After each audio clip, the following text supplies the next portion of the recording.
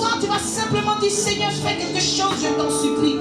Éternel, manifeste-toi, je t'en supplie. Éternel, agis, je t'en supplie, tendre sauveur. Par ta main puissante, dis un mot, Seigneur. Seigneur, ouvre la bouche et commence à parler sur ma vie. Commence à parler sur mon état, Seigneur. Seigneur, j'attends mon miracle, éternel des armées. Je compte sur tes promesses, éternel. Alors, Seigneur, me voici. Ce soir, Jésus, ne te tais pas. Je vais dire au Seigneur de ne pas se taire ce soir. Tu as besoin de voir sa main. Tu as besoin d'expérimenter le Saint-Esprit à notre niveau et notre dimension. Tu as besoin de le voir à l'œuvre. Tu as besoin que le Saint-Esprit parle sur ta vie. Seigneur, parle, ne te tais pas. Je t'en supplie, parle, Jésus. Yahweh, parle, éternel des armées. J'ai besoin de t'entendre, Seigneur. Seigneur, parle aux portes qui sont fermées dans ma vie. Je t'en supplie. Élève la voix, continue à prier ton Dieu. Continue à prier ton Dieu. Je veux t'entendre élever la voix. Pour célébrer le nom de ton Dieu. Pour célébrer sa grandeur. Pour célébrer son Saint-Nom. Il est fidèle, ce Dieu. Seigneur, parle sur la vie de ton peuple éternel. Regarde, nous sommes là, Jésus. Nous sommes venus, éternel des armées, à ta rencontre. Nous sommes venus faire ce face-à-face avec toi, Seigneur. Ce face-à-face divin, Père. Seigneur, nous avons reçu cette convocation, Saint-Esprit. Ce n'est pas une convocation humaine, éternel, mais c'est une convocation divine que nous avons reçue ce soir. Nous sommes là, Seigneur, parle. Dis, Seigneur, explique-toi sur ma vie. Seigneur, regarde mon état. Seigneur, regarde, j'attends depuis des années. J'attends depuis des mois, éternel. Je veux te voir, Saint-Esprit. On m'a dit que tu es un Dieu qui guérit. On m'a dit que tu es un Dieu puissant. On m'a dit que, Seigneur, rien n'est impossible, Jésus. Je suis face à quelque chose d'impossible, Seigneur, aux yeux de l'homme, Seigneur. Seigneur, à mon niveau, j'ai déjà capitulé. Mais je compte sur ton esprit, Seigneur. Pour mon mariage, je compte sur toi, Seigneur. Pour mon élévation, je compte sur toi. Pour mon enfantement, Seigneur, je compte sur toi. Pour ce ministère, je compte sur toi. Dis, Seigneur, je m'attends à toi. Je m'attends à toi, Jésus. Tu as dit. Rappelle le souvenir de l'éternel ce soir. Rappelle le souvenir de ton Dieu ce soir. Dis simplement, Seigneur, tu as dit. Et je sais que lorsque tu dis, tu le fais, Seigneur. Tu n'es pas un homme pour mentir, ni le fils d'un homme pour te répandre, Seigneur. Ce n'est ta bouche, je proclame, éternel des armées. J'ai toujours vu ta main accomplir. Parle à ton Dieu ce soir. Parle à ton Dieu bien-aimé. Ne te tais pas devant sa gloire, bien-aimé. Car il est au milieu de nous. Il est présent au milieu de nous. Il est là, ce Dieu-là. Il est vivant, il est fidèle. Oui, c'est là, il a dit voici même le temps. Là où les frères adorateurs adoreront le Père en esprit et en vérité. Nous sommes dans cette heure-là, nous sommes dans cette ère, bien-aimé. Alors lève la voix, ne te tais pas. Bénis le nom de ton Dieu. Commence à le célébrer. Commence à faire monter ton adoration. Commence à faire monter ton adoration vers le trône de gloire, bien-aimé. Commence à faire monter ta louange. Je dis, Seigneur, entends ma voix. Seigneur, aujourd'hui que ma voix se démarque de plusieurs fois. Seigneur, j'ai besoin de quelque chose de spécial. J'ai besoin de ta touche, Saint-Esprit de Dieu. J'ai besoin de ta touche, Seigneur, en cette année. En cette année, que quelque chose se produise pour moi. Seigneur, cette année, Seigneur, c'est ma saison. Seigneur, je suis dans ma saison. Je suis dans mon époque, je suis dans mon temps, Seigneur. Tu es un Dieu de précision, Yahweh. Alors agis, Saint-Esprit. Oh, Jésus, j'ai besoin de toi. Ton peuple a besoin de toi, Yahweh. Ton peuple a soif de ta présence, Saint-Esprit de Dieu. Alors agis puissamment, Jésus. Seigneur, agis. Oh, Saint-Esprit de Dieu, merci. Tu m'avais promis mon miracle. Yahweh accomplit ta promesse.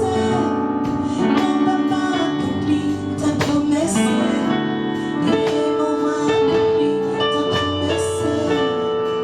Tu m'avais promis ma bénédiction. Yahweh, j'attends ma promesse. Mon papa, j'attends ma promesse. Yahweh, j'attends ma promesse. Tu vas dire avec moi, Seigneur, tu m'avais promis ma bénédiction. Éternel, j'attends ma bénédiction. Parce que tu ne mens pas. Ce que ta bouche dit, j'ai toujours vu ta main accomplie. Alors j'attends ma part. Dans le nom de Jésus. Merci, Saint-Esprit de Dieu, pour ton amour. Merci pour ta présence, merci pour ta fidélité. Merci, Saint-Esprit de Dieu, pour ta grâce infinie. Merci pour ta faveur, merci pour ce moment. Merci d'agir, merci de te manifester puissamment. Merci de te glorifier dans chaque cœur, dans chaque vie ce soir. Éternel, je prie simplement que ta bouche soit ma bouche. Au nom puissant de Jésus-Christ de Nazareth. Bien-aimés, pendant que le cantique continue, vous allez prendre le livre de Luc, chapitre 9, versets 10 à 17. Luc 9, versets 10 à 17. Et Jean, chapitre 14, verset 12 au verset 13. Luc 9, verset 10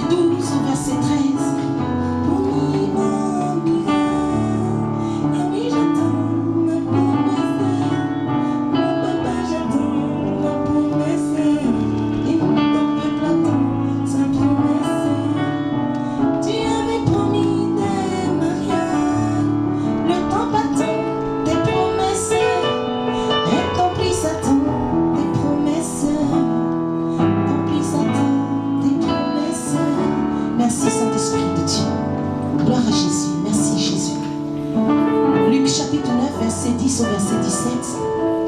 Alléluia. Est-ce que tout le monde a trouvé? Est-ce qu'on peut se tenir tous debout pour honorer la parole de Dieu? Après quoi nous allons pouvoir nous rasseoir pour un temps. Alléluia. Gloire à Jésus. Alors je vais lire la parole de Dieu. Merci. Merci pianiste. Luc chapitre 9 verset 10 au verset 17 et je lis la parole de Dieu. Les apôtres étant de retour racontèrent à Jésus tout ce qu'ils avaient fait. Il les prit avec lui et se retira à l'écart, du côté d'une ville appelée Bethsaïda. Les foules ayant su le suivirent. Jésus les accueillit et il leur parlait du royaume de Dieu. Est-ce qu'on peut diminuer un tout petit peu la musique? Je sais que quelqu'un n'est pas très concentré naturellement, donc c'est un peu difficile. Alléluia. Il guérit aussi ceux qui avaient besoin d'être guéris. Et comme le jour commençait à baisser, les 12 s'approchèrent et lui dirent: renvoie la foule afin qu'elle aille dans les villages et dans les campagnes des environs pour se loger et pour trouver des vivres. Car nous sommes ici dans un lieu désert. Dis avec moi, nous sommes ici dans un lieu désert. Alors le verset 13 dit que Jésus leur dit: donnez-leur vous-même à manger. Mais ils répondirent: nous n'avons que 5 pains et 2 poissons, à moins que nous n'allions nous-mêmes acheter des vivres pour tout ce peuple. Or, il y avait environ 5000 hommes. Jésus dit à ses disciples: faites-les asseoir par rangée de 50. Il fit ainsi, il les fit tous asseoir. Jésus prit les 5 pains et les 2 poissons, et levant les yeux vers le ciel, il les bénit, puis il les rompit, et les donna aux disciples afin qu'ils les distribuassent à la foule. Tous mangèrent et furent rassasiés. Et l'on emporta 12 paniers pleins de morceaux qui restaient. Alléluia. Nous attaquons directement Jean chapitre 14, verset 12 au verset 13. Jean 14, verset 12 au verset 13, qui dit ceci. Et c'est Jésus qui parle. En vérité, je vous le dis, celui qui croit en moi fera aussi les œuvres que je fais. Et il en fera de plus grandes parce que je m'en vais au Père. Et tout ce que vous demanderez en mon nom, je le ferai afin que le Père soit glorifié dans le Fils. Amen. Si vous demandez quelque chose en mon nom, je le ferai. Est-ce que tu peux acclamer la parole de Dieu? Alléluia. Alléluia. Nous sommes au premier dimanche du mois de février. Et comme par habitude, chaque mois, nous avons un thème pour le mois. Alléluia. Le mois dernier, nous avons vu missionnaire pour Christ. Et aujourd'hui, le thème du mois de février, c'est les étapes de la marche chrétienne. Alléluia. Les étapes de la marche chrétienne. Et nous venons de lire ici une histoire que tout le monde connaît. C'est la multiplication des pains. 5 pains et 2 poissons. Il y a eu un miracle extraordinaire qui s'est opéré. Alléluia. Alors, pourquoi est-ce qu'aujourd'hui le Seigneur nous permet de parler de ce passage? Parce que ça va nous emmener quand même dans une belle réflexion. Alléluia. Et je crois qu'au sortir de ce lieu-là, chacun de nous sera vraiment éclairé. Dis Amen avec moi. Amen. Alléluia. Alors, bien aimé, je vais simplement m'arrêter sur le fait que voici les disciples qui sont partis. Jésus a envoyé des disciples et ils sont partis à leur retour. Jésus leur demande encore une autre mission. Ils continuent et ils arrivent à un moment où la foule qui a été guérie a besoin quelque part de manger. Quelque part, la foule ne demande même pas à manger. Mais les disciples, ils ont cette belle idée que normalement il fait soir. Mais maître, et si tu renvoyais la foule pour qu'elle aille chercher à manger? Parce que nous ici, nous sommes dans un endroit désert. Et normalement, dans cet endroit désert, eux, ils ne peuvent pas avoir à manger. Alléluia. Et le Seigneur Jésus va répondre d'une manière qui va vraiment m'interpeller. Il va dire, mais donnez-leur vous-même à manger. Alléluia. Est-ce que tu peux regarder quelqu'un pour dire, toi-même donne-lui à manger? Alléluia. Alléluia. Alors le Seigneur regarde ses disciples et dit, donnez-leur vous-même à manger. Gloire à Dieu. Alors vous voyez un peu dans ce que nous venons de dire que Jésus réussit à nourrir environ 5000 hommes. Ils se sont tous rassasiés. Il n'y a pas quelqu'un qui est reparti avec la faim. Ils sont tous rassasiés. Ils ont même emporté 12 paniers de morceaux qui restaient. Alléluia. Et le livre de Jean que nous avons lu, le Seigneur dit dans sa parole, il rapporte ceci pour toi et pour moi. Il dit, celui qui croit en moi fera aussi les œuvres que je fais et il en fera de plus grandes. Or, je viens de voir un Jésus qui a multiplié 5 pains et 2 poissons pour 5000 hommes. Et ce Jésus-là me dit à moi que si je crois en lui, je serai capable aussi de multiplier 5 pains et 2 poissons pour 5000 hommes, voire même plus. Mais, alors la question question que je veux que nous puissions nous poser, elle se trouve dans mon thème, c'est le bon timing. Quel serait le bon moment pour moi pour que je commence à manifester ces choses-là dans mes étapes, dans ma marche? Pendant que je suis en train de marcher avec Dieu, mais c'est à quel moment que moi aussi, je vais être capable de nourrir tout cela moi-même? Alléluia. Qui pense aujourd'hui qu'il en est capable? Alléluia. Alors quel est le bon timing? Nous parlons des étapes de la marche chrétienne. À quel moment de ma marche, en tant qu'enfant de Dieu, je serai capable de pouvoir mettre cette parole à profit? Aujourd'hui, nous nous étonnons que l'église va mal. Aujourd'hui, nous nous étonnons que, mais en fait, on n'est même pas en train de faire même le cas de ce que Jésus a fait. Oh, il ne ment pas ce que sa bouche dit. On voit toujours sa main accomplie. Alors, ce sera à quel moment les choses vont commencer dans toi, ta vie, dans moi, ma vie, dans la vie de quelqu'un parmi nous? Alors, est-ce que tu peux regarder quelqu'un même de loin pour dire, en fait, pour toi, le bon timing sera, ce sera à quel moment pour toi? Le bon moment pour toi, c'est quand? Est-ce que tu as dit à quelqu'un? Demande à quelqu'un le bon moment pour toi. Pour faire ça, ce sera quand?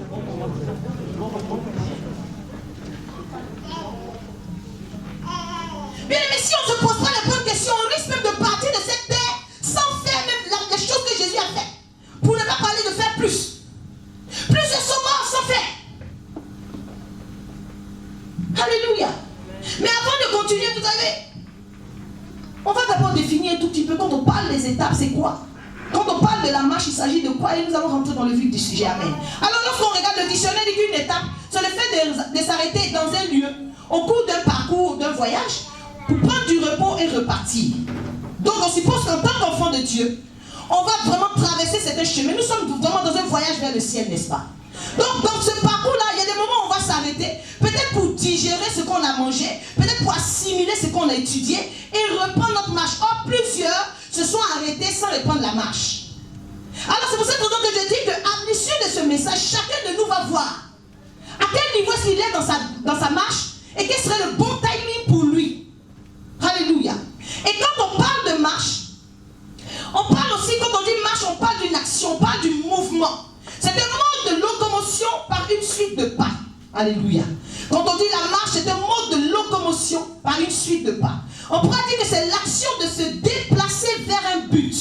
Alléluia. Vous voyez, quand un enfant il commence à faire ses pas, lorsque tu attrapes un micro, tu commences à la battre avec cela, il vient vers toi dans le but de choper le micro dans ta main, n'est-ce pas? Donc chaque enfant de Dieu qui est dans cette marche, au fur et à mesure qu'il fait des pas, c'est pour obtenir quelque chose. C'est pour atteindre un but. Alléluia. Oh, il y a plusieurs qui marchent, mais qui ne savent même pas en fait où ils vont. Et il y a beaucoup d'enfants de Dieu qui sont des aventuriers.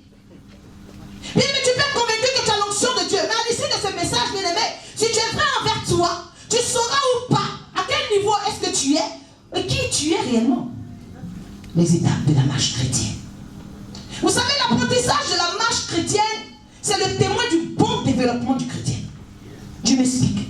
Quand vous voyez, aujourd'hui tu as ton enfant, plusieurs parmi nous sont parents, mais tu regardes jusqu'à 3 ans, ton enfant rampe encore.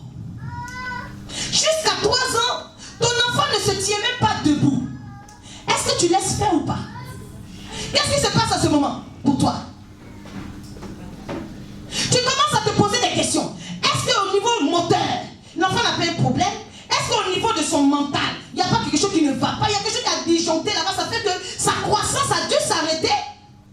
Alléluia. Donc aujourd'hui, l'apprentissage de la marche en tant qu'enfant de Dieu doit nous emmener vraiment et le témoin du bon développement physique de cet enfant de Dieu, parce que nous sommes corps, âme, esprit, n'est-ce pas?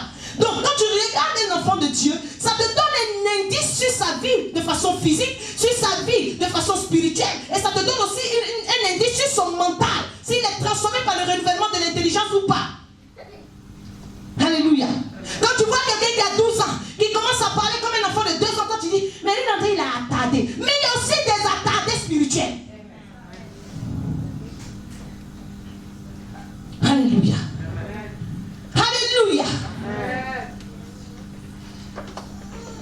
Aujourd'hui, vous savez, beaucoup de chrétiens se sont arrêtés à mi-chemin, comme on a dit. C'est-à-dire quoi? Il y a plusieurs qui sont tombés dans leur marche, mais ils sont restés là où ils sont tombés. Et ils continuent. Vous savez, c'est bien beau. Tant que tu restes sur le chemin, malgré que tu es tombé, tu continues peut-être à venir à l'église. Toi, tu es convaincu en fait que tu continues ta marche. Or, ta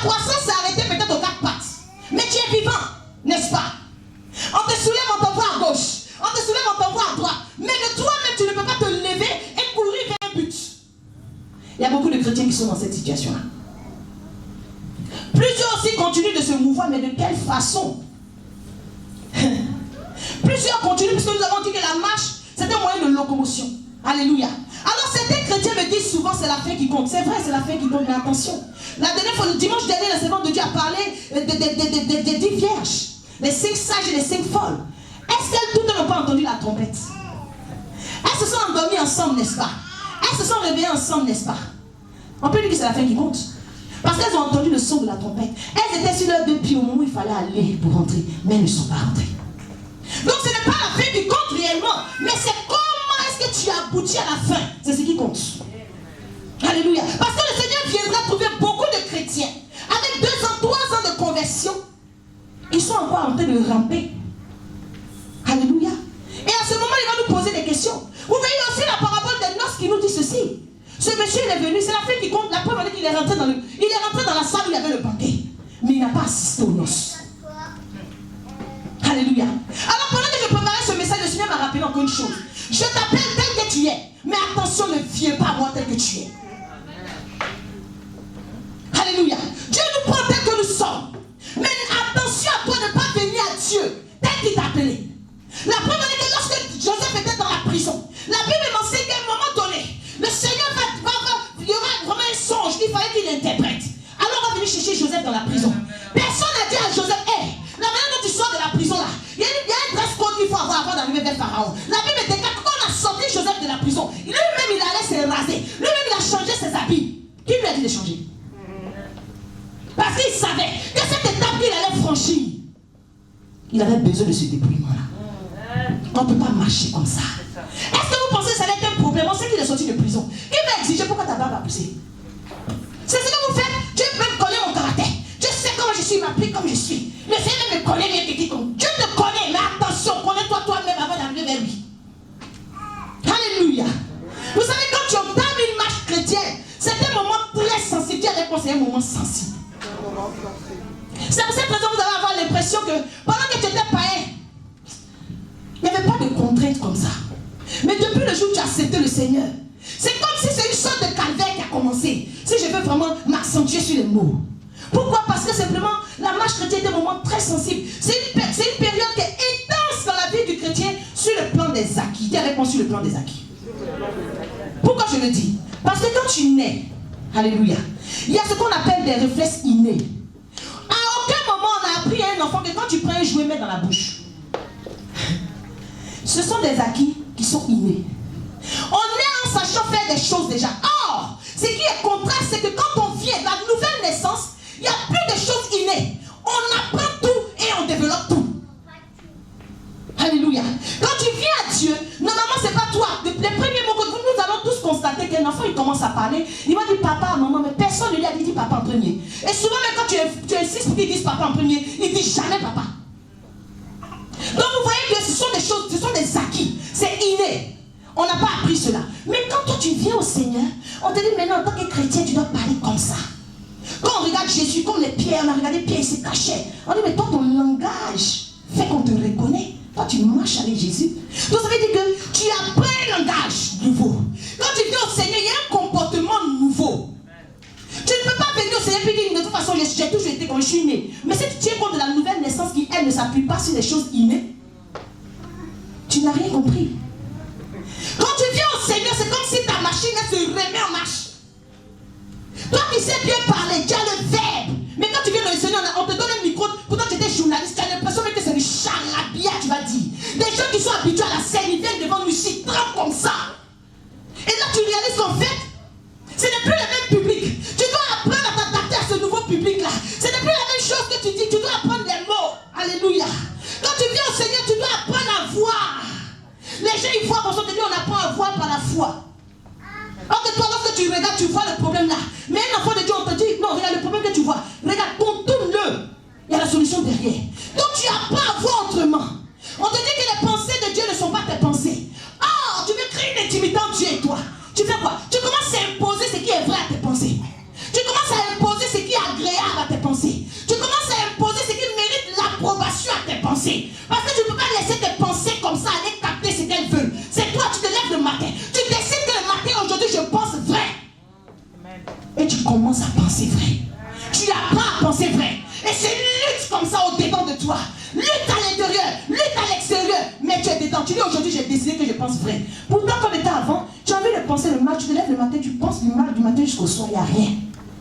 Mais dans le Seigneur, on te dit que ce qui est vrai soit l'objet de mes pensées. Que ce qui est vertueux, ce qui mérite l'approbation, soit l'objet de mes pensées. Donc on voit qu'il y a un travail. Et c'est ce qui fait que la vie chrétienne est dure.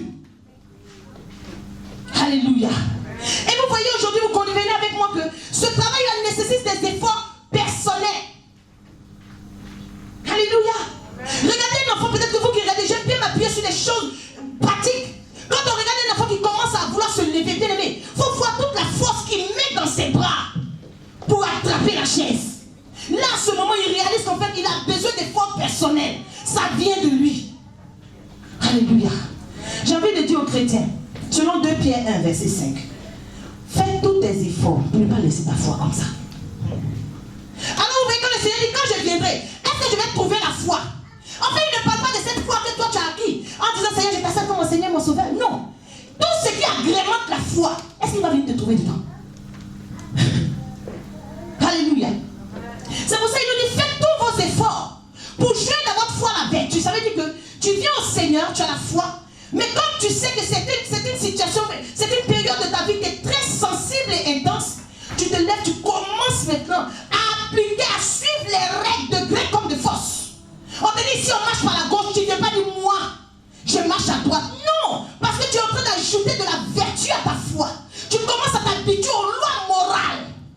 On te dit qu'en tant qu'enfant de Dieu, on a une moralité divine. Tu es obligé d'ajouter ça à ta foi. Alléluia. Et quand tu ajoutes à ta foi la vertu, la Bible déclare qu'à la vertu, tu ajoutes maintenant quoi? La science, c'est-à-dire la connaissance. Alléluia. Alors vous allez voir Jésus qui est fils de Dieu, qui laisse toute sa gloire. C'est-à-dire qu'il laisse toutes ces choses innées, il descend, on le cherche, il est assis au milieu des docteurs de la loi, en train de faire quoi? En train de mettre à sa foi de la connaissance. Tu viens à l'église, on t'enseigne certes, mais quel est l'effort que tu fais de façon personnelle, toi, pour acquérir de la connaissance? Parce que vous allez voir que tu ne peux pas prendre tes acquis innés pour emmener dans les choses de Dieu. Tu vas passer à côté. Ça s'apprend. Quand on vient au Seigneur, dit oui, j'ai la vertu. Je respecte les lois divines. Maintenant, la connaissance des choses de Christ. Comment je fais pour les acquérir? Elle tombe pas du ciel. Ça ne c'est pas parce que tu as dit Seigneur, je t'accepte qu'automatiquement il y a une onction qui monte sur toi. Et puis tu connais tout. C'est faux. Jésus s'est assis au milieu des docteurs. Prends un docteur ici. Donne-lui le micro. Demande-lui d'interpréter l'évangile. Tu vas réaliser que ce n'est pas une question de ton intelligence. Alléluia. Et quand tu prends la science maintenant que tu ajoutes, à cette science-là, tu regardes, tu dis j'ajoute la tempérance. Ça veut dire quoi? Je suis désolé, vous servez Dieu, on marche avec Dieu, et puis ton téléchargement à 1% depuis. Et puis tu prends comment que ça pète dans ma tête, ça pète. Non! En temps normal, ton tempérament qui est inné, tu as pris une part de ton père, une part de ta mère, tu pètes les plombs comme ça, mais dans le Seigneur, tu luttes, tu t'arranges à ce que, à ta foi, à ta vertu, à ta connaissance, tu t'arranges à mettre la tempérance. Ça te plaît, mais tu dis, hé! Non, tu ne dois pas avoir une foi stérile. Et puis on dit, mais tu as changé. Oui. Parce que tu sais que ça, tu apprends la tempérance. Donc si tu es chrétien, tu es au milieu ici. Que toi tu pètes un cas pour un oui, pour un non. Il faut regarder ton téléchargement. Regarde bien dessus, tu as tellement 1000%. Alléluia. Quand tu as mis la tempérance, tu vas dans la patience. En temps normal, moi c'est vite fait. Tu dis contact. Mais depuis que tu viens au Seigneur, tu commences à te dire non. Normalement, selon les choses innées, comme moi je me connais, je sais qu'il y a 10 minutes. Mais quand je suis venu au Seigneur, ça là maintenant, je vais expérimenter attente de 30 minutes, je vais voir ce que ça fait. Je vais expérimenter une attente d'1 heure. Je vais expérimenter une attente. Ah, la Bible déclare que quoi? Moïse était un homme fort patient, plus qu'aucun autre homme. Est-ce qu'il est né patient? Les 40 ans dans le désert, lui l'ont emmené à apprendre la patience. C'est pour ça qu'on dit les plus patients que tout le monde. Oui, il y a des gens qui sont patients de nature. Mais quand le Seigneur dit les plus patients qu'aucun autre homme, parce qu'il sait que cette patience-là, c'est ce qu'il a cultivé. Il n'y a pas quelqu'un qui peut le défier par rapport à ça. Tu es un enfant de Dieu, tu vois, je suis comme ça. Dieu me sait que je ne suis pas patient. Mais honte à toi. Mais honte à toi. Honte à toi. Quand tu as fini la patience, que tu vois que ton téléchargement est à 100%, et c'est venu s'ajouter à ta foi et toutes ces choses-là, maintenant tu montes sur le cadre de la piété. Ah, je suis là, c'est normal. Bien oui, c'est normal. Tu as 10 ans de conversion, tu ne sais pas prier, mais tu es normal. Si ton enfant a 10 ans, il ne sait pas parler, si tu vas pas voir tous les psychologues de la terre, et toi ça ne te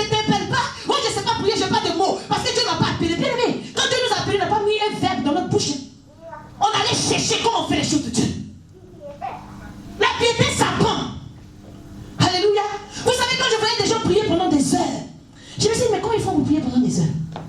Et je lui ai dit, bon, moi aussi je vais mettre une stratégie en place. Il y a cela peut-être une vingtaine d'années. J'ai dit, Seigneur, c'était au moment où il y avait les cassettes. Tu vois, tu mets une cassette, et normalement c'est 25 minutes recto, 25 minutes verso. J'ai mis la cassette, j'ai dit, bon, tant que la louange la joue, moi je prie. Au moins si ça s'arrête, je sais qu'il a fait 25 minutes. Et j'ai pensé comme ça pendant des jours. J'ai fait 25 minutes. Après, il dit, pour le prochain défi, c'est de mettre le verso. Tant que ça joue, j'ai pris. Mais c'est bien, mais il y a des moments où, tant que c'est pas encore arrêté, tu n'as plus rien à dire, mais tu es là, tu n'as plus rien à dire parce que tu ne sais pas quoi dire. Mais tu t'exerces comme ça. J'ai fait cela pendant des mois. Et j'ai dit, ok, je mets recto, je mets verso, j'essaie recto encore. Les 25 minutes. Et c'est comme ça jusqu'à je ne sais pas combien de recto verso j'ai fait. Et c'est comme ça que tu commences à muscler ton muscle. C'est comme ça. Donc tu ne peux pas t'asseoir pour dire, moi je ne sais pas, moi il y a peut-être 2 mots seulement dans la prière. Moi Dieu m'a pas appelé. Bien aimé, Dieu t'appelle tel que tu es. Dans la porte si tu viens à lui tel que tu es. À certaines personnes, il dira, je ne vous ai jamais connu. Pourquoi?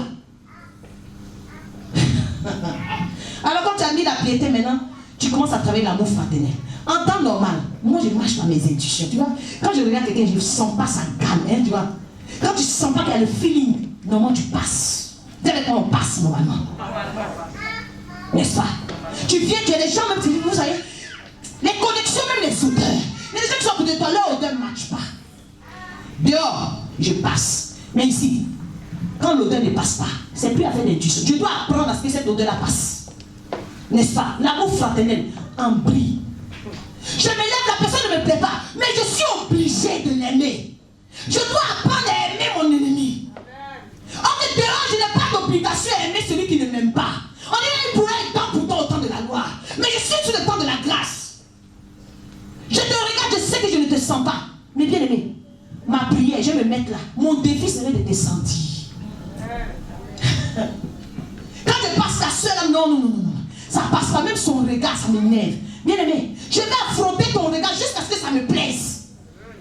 Pour que j'ajoute l'amour fraternel à ma foi. Alléluia. Et quand tu finis d'ajouter l'amour fraternel, la Bible déclare, tu ajoutes à cela la charité. La charité qui supporte tout, qui excuse tout, qui croit tout, qui espère tout. Hein? Mais, attendez, dans le monde, attends, tu me fais des choses, j'ai quelle obligation? Next. Supporter quoi? Moi, on voit les chrétiens aujourd'hui, incompatibilité du père. Attends, j'ai tellement donné que. Bien aimé, tu as donné jusqu'à ce que ton sang coule. J'ai atteint ma limite. Ta limite là, c'est laquelle? Oui, tu as ta limite en tant qu'humain. Mais nous sommes avec un Dieu illimité qui vient de toi. Donc, plus ça te fait mal, plus tu étends tes limites. Alléluia. On doit apprendre à supporter. On doit apprendre à se supporter les uns les autres. Bien aimé, c'est forcé. Ne croyez pas que oui, on se lève le matin comme ça, tu finis l'université, tu reviens après. Et puis je pensais que non, Dieu me m'a fait ça à travers son fils. C'est pas une histoire de cœur, je me force. C'est pas de l'hypocrisie, je me force. Jusqu'à ce que ça devienne naturel.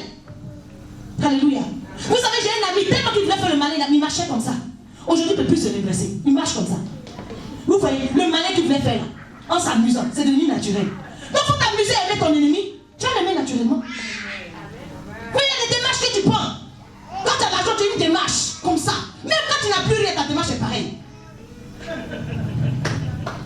Essayez, vous allez voir que je dis la vérité. Vous savez, je connais quelqu'un qui avait l'habitude de voler les tickets de métro. La personne ne paye jamais les transports. Et un jour, en marchant ensemble, j'ai payé son ticket. Mais elle est arrivée devant le truc, son ticket dans sa main, elle a sauté. J'ai dit, mais c'est pour se dire, ah, j'ai oublié même qu'il y a un ticket dans ma main. Donc vous voyez un peu comment est-ce que si tu commences à t'habituer à certaines choses, ça va devenir naturel. Faut pas t'admettre, non, bien aimé, on ne prie pas pour aimer son prochain. Non. On l'aime. Oh non, ça me fait tellement mal. Il faut que prier que Dieu mette son amour dans mon cœur. Vous savez, ça va être facile. Hein? Dieu mette son amour dans ton cœur. T'as dit les choses de Dieu, c'est inné. Va à travers ça. Tu te lèves le matin. Mon challenge, c'est là, sa voix m'énerve. Mais mon challenge de cette semaine, j'ai la première 3 fois dans la semaine. Sa voix là, ça doit passer. Seigneur, c'est là, ça doit passer. Ça va passer. Un matin, tu vas voir que ta voix va te manquer. Vous n'avez jamais vu les hommes qu'on n'aime pas, mais à force de les appeler, on les aime. On dit non, il y a quelque chose de faveur. Au départ, on dit de ton vilain. Mais c'est attaché. Attache-toi à celui que tu n'aimes pas. Alléluia. Gloire à La Bible dit que si ces choses-là sont en vous, et elles sont en abondance, alléluia, elles ne vous laisseront pas oisifs ni stériles pour la connaissance des choses de Jésus. Ça veut dire que si dans ta marche, tu mets tout ce bagage-là, et pendant que tu es en train de marcher, quand tu es en train de faire des pas pour avancer avec le Seigneur, tu ne seras pas un chrétien stérile. Ça veut dire qu'on va voir la fécondité. Tout ce que tu vas faire va réussir. Au moins par toi, la parole de Dieu va s'accomplir. Tu es acceptable, hein? Alléluia. Alors peut-être j'ai beaucoup parlé, mais quelqu'un m'a dit, en fait, tous ces efforts-là, c'est quel objectif? Puisqu'elle dit, c'est pas la fin. Alléluia. Quel est l'objectif de tous ces efforts-là? Alléluia. L'objectif de tous ces efforts, c'est un truc qui est très simple, c'est la conquête de l'autonomie. Tout ce qu'un enfant fait pour pouvoir marcher, c'est pourquoi? C'est pouvoir marcher seul. Alléluia. Donc ça veut dire quoi? Ça veut dire que peut-être que d'autres serviteurs de Dieu viendront. Peut-être pour vous parler d'une autre étape de la marche. Mais moi je vais te parler d'abord du point A. Par quoi ça commence? Alléluia. Alors je me suis dit une chose, mais pourquoi les disciples eux-mêmes ils n'ont pas pris l'initiative d'aller acheter à manger pour toute cette foule-là? Vous savez, les chrétiens savent ce qui n'est pas bon. Si je demande à quelqu'un ici, une église glorieuse, ça dit, comme ils veulent voir ici, ils vont te dire normalement, on doit mettre, je ne sais pas, des chandeliers, mais personne ne va payer chandeliers pour mettre. Alléluia. Les disciples disaient, mais regarde, il fait nuit. Donc eux, ils savent que normalement, quand il fait nuit comme ça, des gens qui ont reçu le miracle, on doit leur donner à manger, ils savent. C'est même pas Jésus qui s'inquiète pour la foule. C'est lui qui dit, mais regarde, il faut les renvoyer. Voilà, pour qu'ils aillent. Parce que nous, on a acheté 5 pains, 2 poissons ici. Sauf si nous-mêmes, on s'en va acheter des vivres. Mais pourquoi tu n'es pas allé acheter des vivres, toi-même, avant de venir, tu de les chasser? Pourquoi? Aujourd'hui, tu attends certaines choses de la part de ton frère, de ta soeur, de tel pasteur. Pourquoi toi-même tu fais pas? Pourquoi toi-même tu sais que normalement pour prier, mais je ne suis pas béni parce qu'elle ne gêne pas pour moi. Donc tu sais comment on fait pour être béni. Pourquoi toi-même tu ne gênes pas?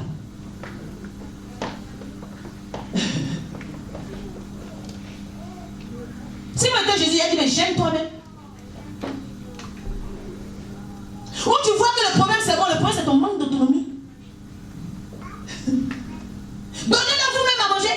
Dieu te fait autonome. Alléluia. Alors quelqu'un qui est autonome c'est quoi? C'est quelqu'un qui est capable d'agir sans avoir recours à autrui.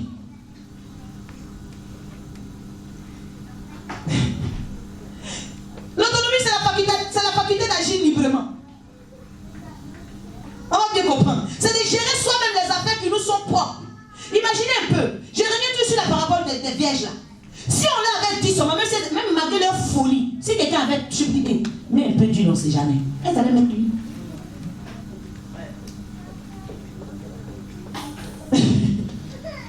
Si quelqu'un leur avait dit, de toute façon tu es en train d'attendre là, prends un peu d'huile, mais on ne sait jamais. Elles allaient avoir de l'huile dans leur lampe. Comme il n'y a personne qui a fait à leur place ce qu'elles devaient faire, elles ont raté.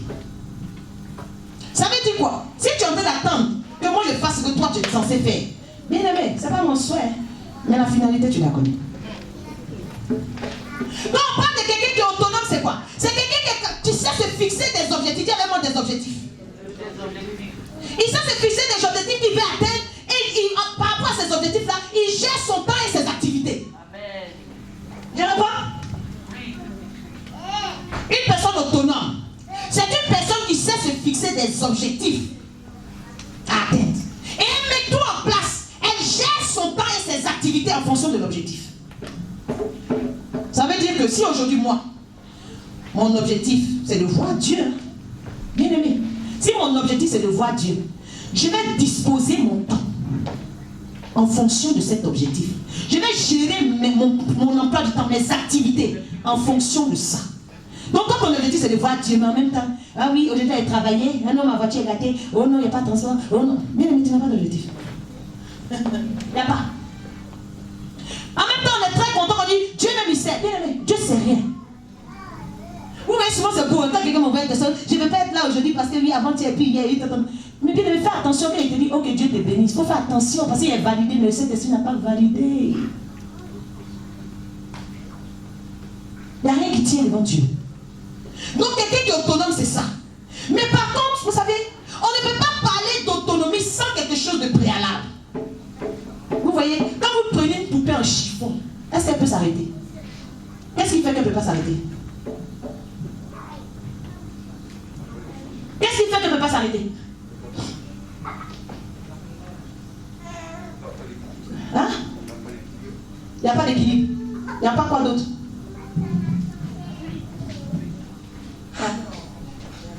Ou même prends ton enfant, tu regardes ton enfant, tu le fais arrêter, pas il tombe. Tu veux le faire arrêter, il tombe, c'est quoi? Qu'est-ce qu'il manque quoi? Il manque du tonus. C'est ça. Donc, tu ne peux pas parler d'autonomie sans parler de fermeté. Sans parler d'affermissement. Vous allez comprendre pourquoi. Vous savez que tu ne seras jamais autonome dans ta marche avec Dieu. Si tu n'es pas solide, si tu n'es pas fort. Alléluia. C'est pour cette raison que quand vous allez lire le début du chapitre 9 du livre de Luc qu'on a lu, quand vous allez lire Luc chapitre 9 verset 1er, vous allez voir que Jésus va envoyer ses disciples, il va faire quoi? Il va leur donner la force, le pouvoir de guérir les malades. Il va leur donner d'abord la force et le pouvoir. Cette force, c'est par l'Esprit de Dieu. C'est pour ça qu'il dit, sans moi, vous ne pouvez rien faire. Raison pour laquelle on voit Samson. Samson avec toute sa force, mais dès lors où le Saint-Esprit l'a lâché, s'est retiré de lui, c'est fini, il n'a pas pu faire quelque chose. Donc même si on parle d'autonomie chrétienne, et que toi tu n'as pas du tonus, si toi tu n'es pas affermi, quelqu'un qui n'est pas affermi, c'est quelqu'un qui n'est pas converti. Est-ce que vous voyez la logique? C'est pour ça que le Seigneur dit, Simon, j'ai prié pour toi afin que ta foi ne défaille point. Et quand tu seras converti, tu vas affermir tes frères. Aujourd'hui, on voit que les chrétiens ne sont pas autonomes, mais en réalité, ce qui est caché derrière ce manque d'autonomie, c'est le manque de conversion. Et derrière ce manque de conversion, il y a le manque d'affermissement. Alléluia. Donc aujourd'hui, bien aimé, avant que les autres serviteurs de Dieu ne viennent pour appuyer, pour te dire, voilà, ce pas que tu vas faire, ça s'appelle tant dans ta marche. Avant même que quelqu'un vienne te donner les stratégies, comment on doit les faire asseoir, par combien de rangées, dans quel genre de terre, parce qu'il y a d'autres versions où on dit les a fait asseoir sur la verdure. Donc avant d'arriver à ce niveau, aujourd'hui, les chrétiens sont des prières au Seigneur, dans les stratégies des combats. Ah oui, tu ne sais pas attraper fusil, tu fais pas les stratégies. Oh Seigneur, en ce moment, je suis fait exaucer, Seigneur. Il faut que tu me les révèles un peu. Les stratégies, révèle-moi le mystère caché. Le mystère caché de nous. C'est quel mystère caché? Le PABA, tu n'as pas. Le basique. Le basique chrétien, honte à nous. Parce que la conversion fait défaut. Donc pour quelqu'un qui sait déjà que, ok, en sortant d'ici, on va dire non, je dois être chrétien autonome. Commence déjà par ta conversion. Quand on convertit euro, en France CFA, on ne retrouve même pas une trace, même en centimes en euros dedans. Quand je parle de conversion, tu prends ancien satinet, nouveau satinet. Si tu mets ancien, peut-être je fais ça. Dans le nouveau, ça donne le contraire. S'il y a quelque chose de similaire, tu n'es pas converti. Si quelqu'un te dit ça va te faire mal, tu vas dire qu'il t'a insulté. Tu vois un peu. Oh non, Dieu, mais c'est que je suis comme ça. Mais tu vas venir au Seigneur avec une sale bouche. Hein? Prends ton enfant. Jésus, vous savez, Jésus avait besoin un peu de voir aussi, et si son téléchargement humain s'était terminé, dit à ses disciples, vous-même vous dites que c'est qui? Dites-moi un peu comment vous me voyez pour voir s'il n'y a pas des choses aussi à gérer. Appelle tes enfants, dis un peu. Aujourd'hui, je vous autorise, dites un peu, papa, les comment. Bien aimé, tu vas aller te repentir. Tu vas te repentir. Toi, tu es dans ta maison, tu sèmes la terreur. Quand on te voit, tout le monde tremble. Hein, tu es l'ennemi qui Nebuchadnezzar ça. Tu es Nebuchadnezzar de tes enfants. Mais il ne faut pas t'étonner qu'il y ait la rébellion. Alléluia. Prends chaque enfant, demande-leur comme ça, face to face, sans honte. Bien aimé, ta prière va changer ce soir. Ta prière va changer. Alléluia. Oh non, moi je suis comme ça. Moi, même Dieu sait que moi, il parle toujours mal. Donc, tu viens au Seigneur, tu attrapes le micro, tu prêches, quand tu finis, tu vas sortir les sales sons. Au nom de Dieu, même il sait que je suis comme ça. Dieu ne sait pas que tu es comme ça. Il t'a appelé comme ça, mais toi, tu ne sais pas qu'en fait, on ne vient pas comme ça. Il faut changer. Regarde quelqu'un qui dit, change ça. Change. Change ça vite. Prends un sachet, vomis toutes les mauvaises paroles qui sont collées sur ta langue et puis on ne peut pas respirer. Change ça. Vite. On te touche, on ne t'en pas. Moi, je suis comme ça, je suis nerveux. Tu as appelé taureau, s'il te plaît, mais quand il vient, il faut venir comme une colombe.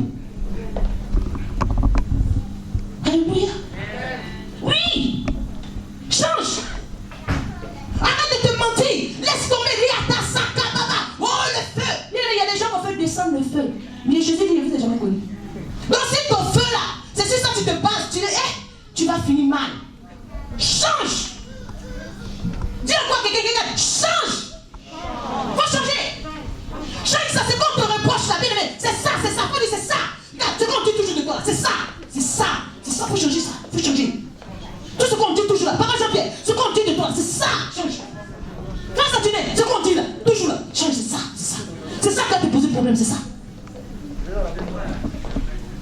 Frère Noël, ce qu'on dit toujours de toi là, change ça. Parce que ton problème est là. Là, c'est là. Il y a des gens qui on ne peut pas dire, mais si on te dit là, change ça.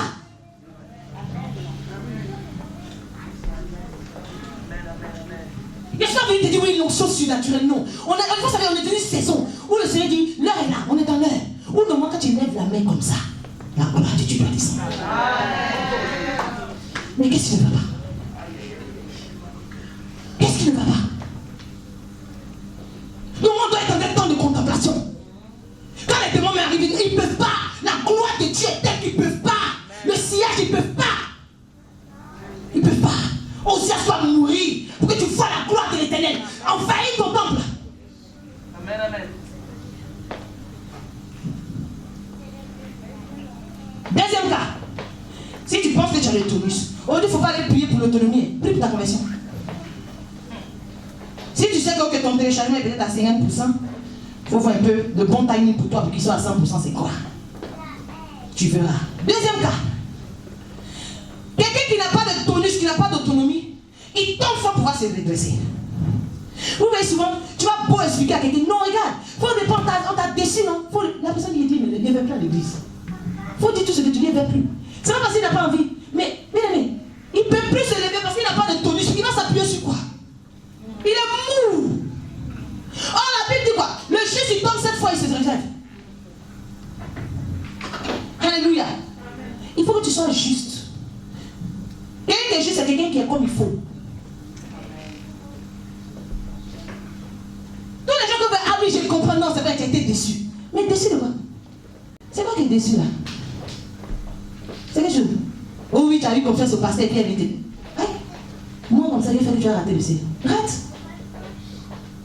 Tu as entendu le maudit, mais il était fait, oui, mais c'est le entier. Et puis je suis en train de prier pour toi encore même. C'est quelle déception? Il faut demander, c'est quelle déception qui ne finit pas depuis là? Depuis combien d'années? Quand tu as 4 pattes, ça te dit rien. Hein?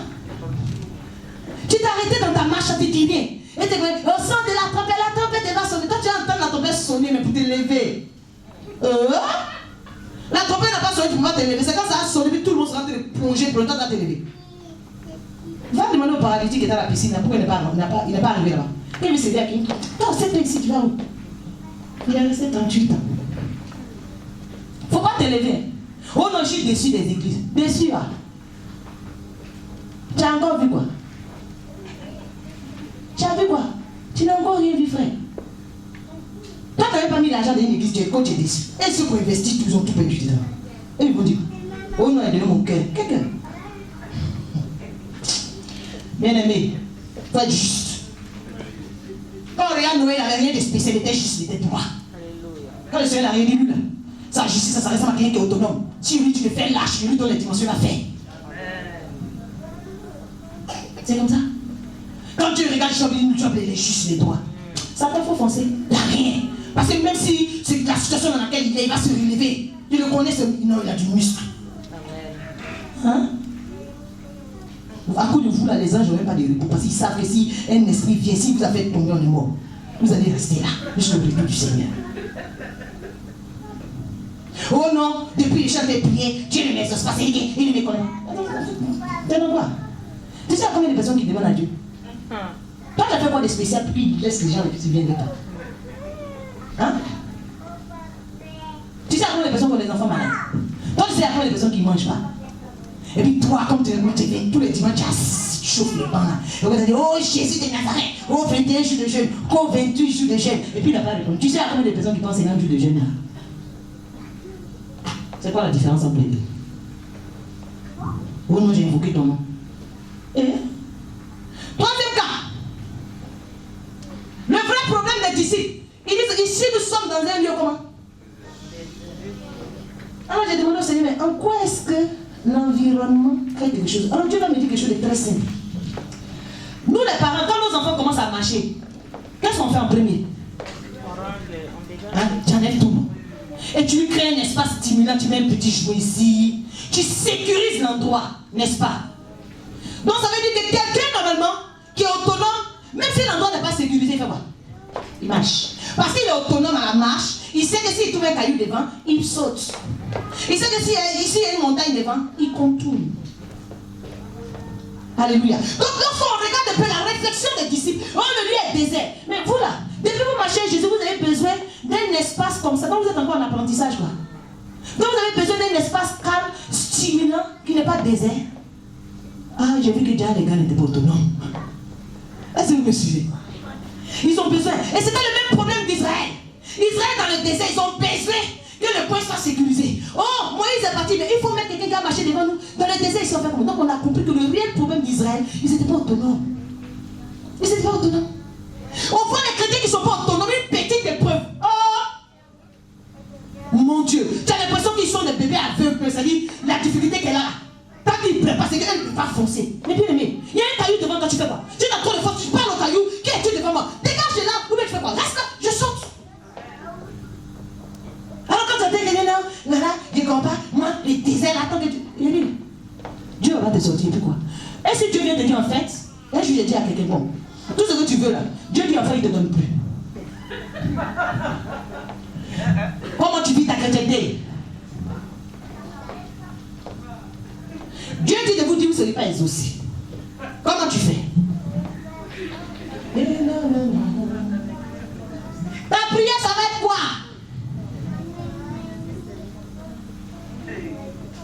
Vous avez compris un peu, non, Seigneur, il t'aime de tout mon cœur. Déjà, il y a quelque chose derrière. Dieu dit que même si tu demandes, il ne donne pas. Tu fais comment? Tu continues comment, en fait? Est-ce que tu continues même? Ça, il ne veut pas attendre. Quand il continue à adorer son nom. Alléluia. Donc vous comprenez un peu.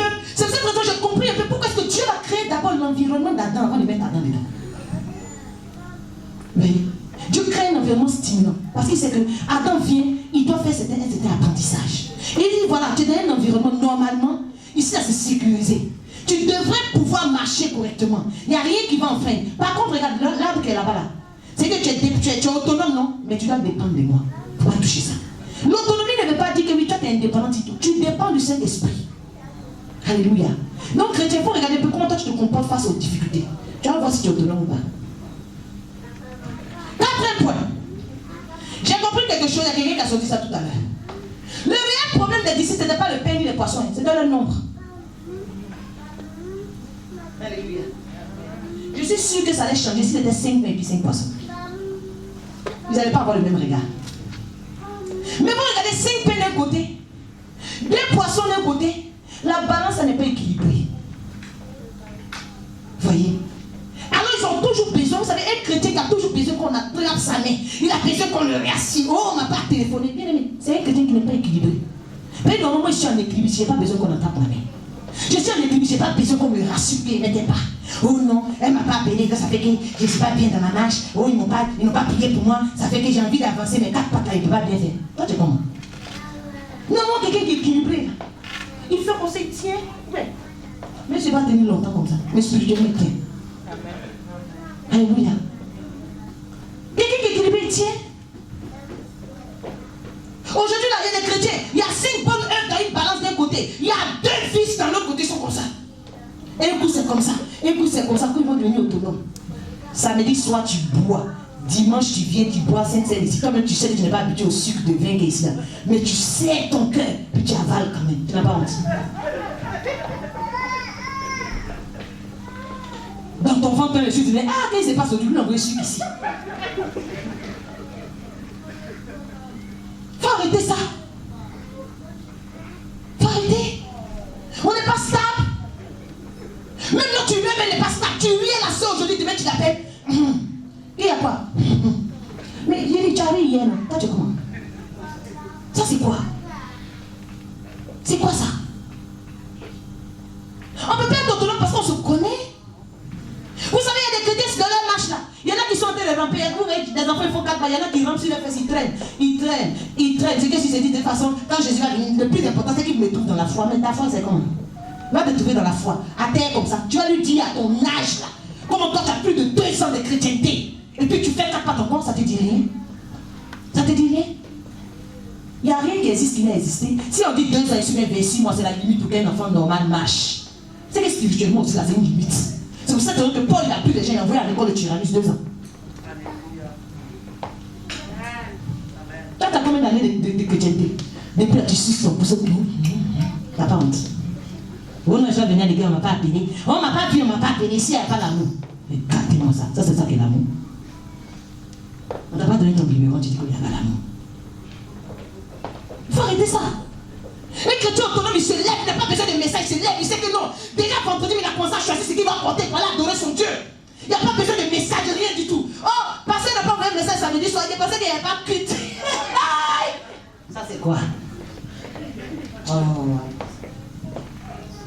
Arrêtez. Il y a des gens, la prière de 5 heures, si on arrête ça, ils vont partir en enfer. Parce que si ce n'est pas prière de 5 heures, même 1 heure de prière par jour, il n'y a pas. Oh, on a fait les prières de 5 heures, pourquoi vous apprenez au moins avoir de l'endurance? Si tu as l'endurance à 5 heures, tu peux avoir la même endurance à midi. Mais toi, quand tu finis à 5 heures, amen, bah, j'ai dit ton quota de la journée. Ça c'est quoi? Oh, arrêtez. Faut arrêter. Oh, ce dimanche il vient, l'autre dimanche il vient. Mais en fait, ce que tu fais, pourquoi tu fais pour qui? Quand tu as un objectif à atteindre, quand tu as un objectif, tu mets ton planning en fonction, tu mets tes activités aussi en fonction. Ton temps, tu l'utilises comme ça. Oh non, j'ai beaucoup, je devais faire la laisse. Les chrétiens ont foutaise. Oh, c'est dimanche, toi tu fais ta liste. Pourquoi tu ne prends pas un RTT pour faire ta vaisselle là, ou ta lessive? Eh, Dieu souffre. Mais c'est comme ça qu'il va vous attraper. 5e cas et dernier cas. Les disciples ont regardé 5000 hommes. Les disciples ne se sentaient pas capables. J'ai fini par vous dire une chose chrétienne, même si tu n'es pas allé loin dans les études. Je te dis, l'intelligent, il y en a qui sont nés intelligents. Il y en a qui sont intelligents de leur papa. Et puis il y en a qui bêtise de la maman aussi. Parce que la Bible déclare qu'un enfant sage, il fait la joie de son père. Mais un enfant qui est têtu, il fait vraiment le déshonneur de sa mère. Je ne sais pas pourquoi, quand c'est pas bon, c'est pour nous. Pas grave, Dieu a bien écrit. Donc il y en a qui ont l'intelligence des papas et puis la petite tête des mamans. Mais quand on vient dans le Seigneur, étant donné que ce sont des choses qu'on apprend. Mais bien, pourquoi tu n'es pas convaincu, tu n'as pas confiance en ce que tu as appris là? Mais quand on vient au Seigneur, les gens ils savent prier. Les gens ils peuvent expliquer un passage.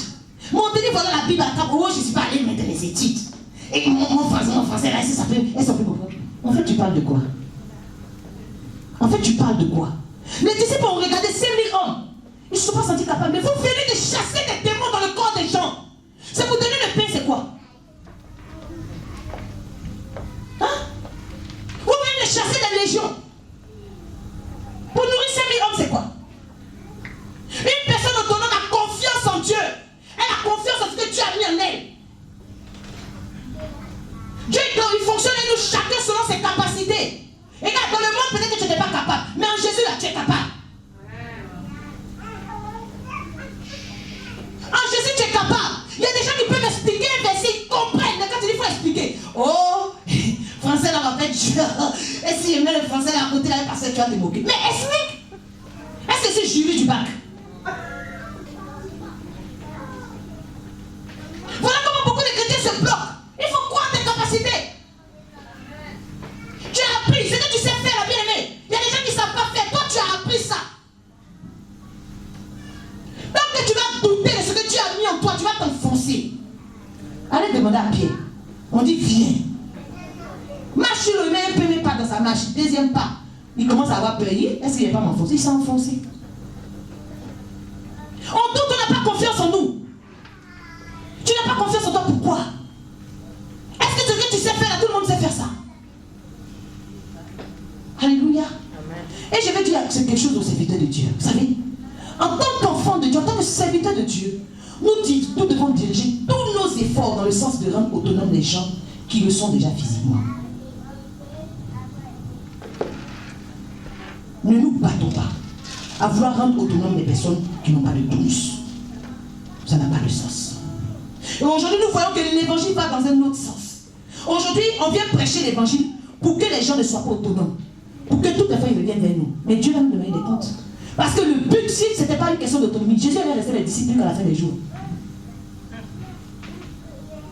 Regardez, mais il ne pouvait pas durer plus. Il ne pouvait pas durer. Alléluia. Vous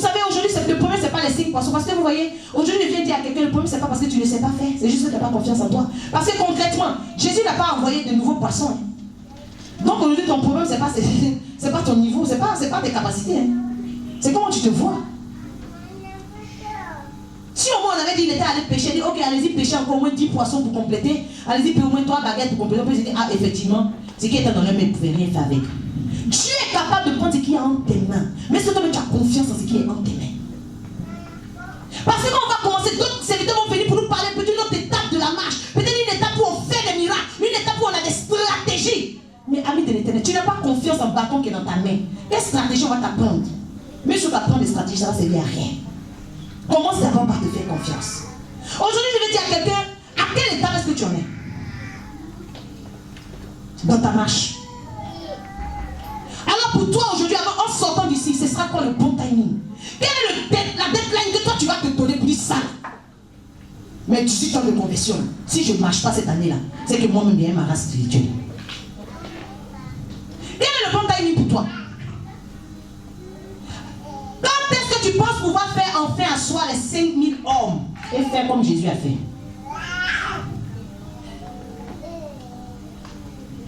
Est-ce que toi-même tu sais te nourrir de l'évangile de façon régulière? Personnellement? Oui ou non? Qui sait se nourrir de l'évangile de façon régulière, autonome? Qui sait quand on prend la Bible, quand on dit comme ça, comment faire? Qui sait faire ça? Eh, c'est que toi, maison. Qui sait se nourrir de l'évangile de façon autonome, on a dit la vérité? Parce qu'il y en a qui ont me dit encore, oui, mais tu nous as pas appris. C'est toi qui m'as appris. Puisque la Bible dit qu'on a qu'à se confesser les péchés des uns aux autres. Peut-être qu'il a confessé mon péché qu'il ne savait pas que tu m'as aidé dans le secret. Alors aujourd'hui, est-ce que tu penses que c'est normal que tu ne saches pas de façon autonome te nourrir de la Bible et puis ça te dit rien, tu es assis, tant que quelqu'un ne vient pas te donner, ça ne te cherche pas quoi? Est-ce que tu te posais la question de savoir comment ceux qui ont fait les ont fait? Qui a fait? Qui sait se nourrir de façon autonome? Bon, et là, il faut te retourner. Lève tout ta main, retourne-toi. Retourne-toi. La personne qui est à côté, non, mange, je ne sais pas chercher loin. T'as ta voisine à côté là. Il faut lui demander comment tu fais puis tu n'as pas levé ta main. Il faut demander à ta voisine qui est derrière. En fait, comment tu as fait puis tu n'as pas pu lever ta main? Ou bien peut-être il y a une mission secrète, il y a un groupe secret du pasteur, le pasteur a formé un groupe secret des gens qui savent faire. Attends là. Attends. Toi tu sais pas être autonome dans la méditation puis ça te dit rien? Oh non, le pasteur ne nous a pas appris. Regardez-moi ça. Apprendre quoi? Oh, le pasteur n'a pas envoyé une méditation d'aujourd'hui, ça fait qu'il n'est pas lu. Donc si Dieu décède et puis ça n'a pas envoyé une méditation, non, il n'y a pas eu de verset. Ah, j'ai pris ta Bible. J'ai déconnecté ton internet. En réalité, qu'est-ce qui te manque? Concrètement, après ce message, tu penses que qu'est-ce qui te manque? Il te manque du pain, il te manque du poisson, de l'autonomie. Depuis que tu dis que tu attends d'être prêt, en fait, tu attends d'être prêt par rapport à quoi? Qu'est-ce que Dieu doit donner tout de suite pour que tu sois prêt? Il faut me dire, on va prier pour toi tout de suite, tu vas voir ça. Mais gare à toi si dimanche prochain tu n'as pas fait les espoirs. Parce que normalement, si tu as cédé, tu attends, tu dois mourir 5000 hommes. Ça dit pain le dimanche prochain même là. Tu viens ici sans pain, tu pries, ça se multiplie, on mange. Vous savez, c'est possible ou pas? Alléluia. Selon toi, pourquoi Dieu a toujours appelé les personnes qui étaient en activité? Pourquoi Dieu a toujours appelé les gens qui étaient en activité? Quand Dieu appelle les fils des Zébédée, la Bible déclare qu'ils sont en train de réparer les filets avec leur père. Il dit voilà les gens qui sont des bons, qui sont en apprentissage, ceux-là, ils vont gagner en autonomie. Suivez-moi. Depuis que tu es là au coron, le Seigneur m'a appelé, j'ai prié, le Seigneur a révélé mon appel clairement. Quel appel? Il va appeler avec quoi lui? Ceux qui sont prêts pour l'appel, on ne les a pas appelés, c'est toi qui vas venir appeler. Toi tu es là, tu dors, quoi. Tu manges, tu es tellement rassasié que c'est toi tous les jours on attaque. Tu t'en t'es caché, tu regardes les films pornographiques et tu es au comme mari de nuit. Arrête-moi ça. Alléluia. On va se tenir, nous allons prier le Seigneur. On va prier le Seigneur. Nous sommes vraiment dans l'année du rafraîchissement.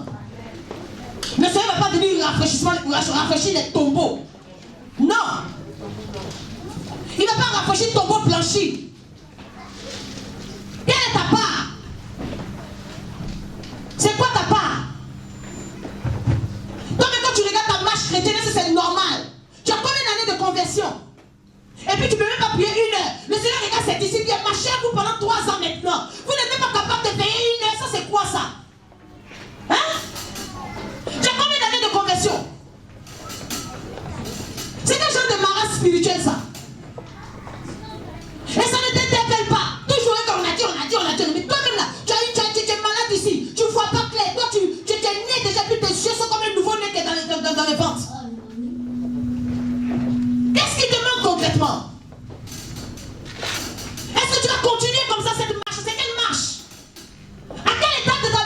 missionnaire.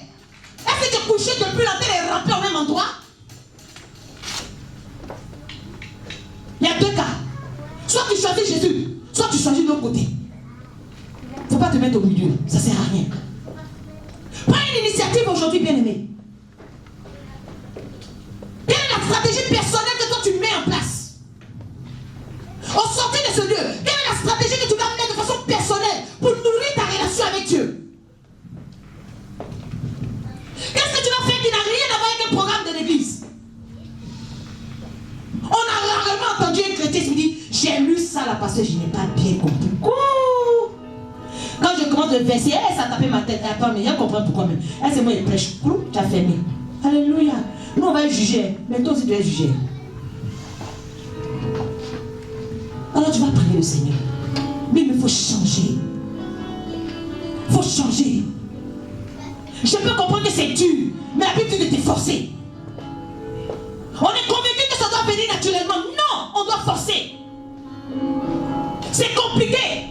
Je le fais, j'ai l'impression que je le fais malgré moi. Oh non, Seigneur, moi je n'aime pas être hypocrite. Vous savez, quand on apprend quelque chose qui est difficile, on est hypocrite au départ. Jusqu'à ce que l'hypocrisie là, ça nous amène à faire des choses naturellement.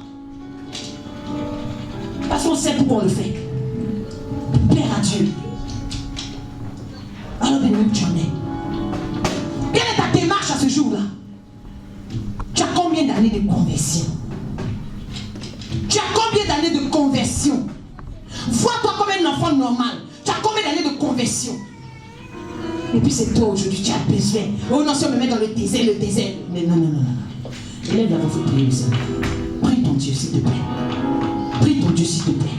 Jésus à la porte. Je ne suis pas venu te caresser dans le sens du poil. Non.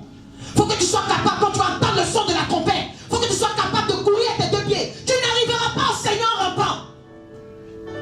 C'est pour ça qu'il ne vient pas depuis. Il laisse tout le monde gagner en autonomie. Il viendra chercher l'épouse glorieuse. Il ne viendra pas chercher le bébé glorieux. C'est quoi ces attitudes? C'est quoi ces attitudes?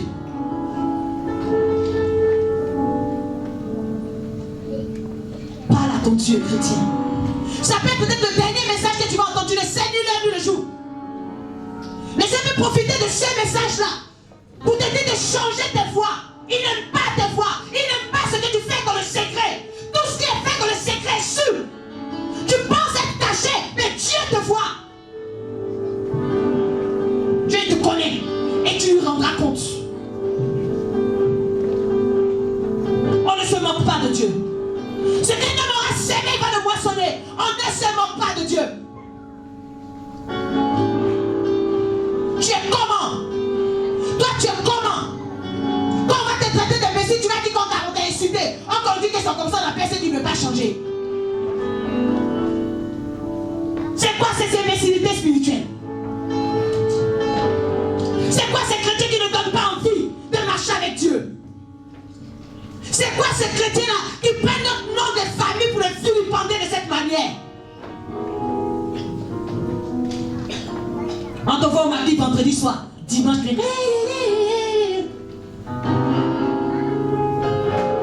souvent tu as la gueule de bois, tu viens ça, bénis ma soeur. Honte!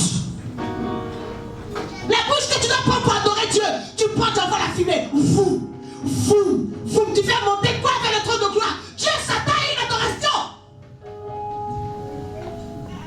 Honte!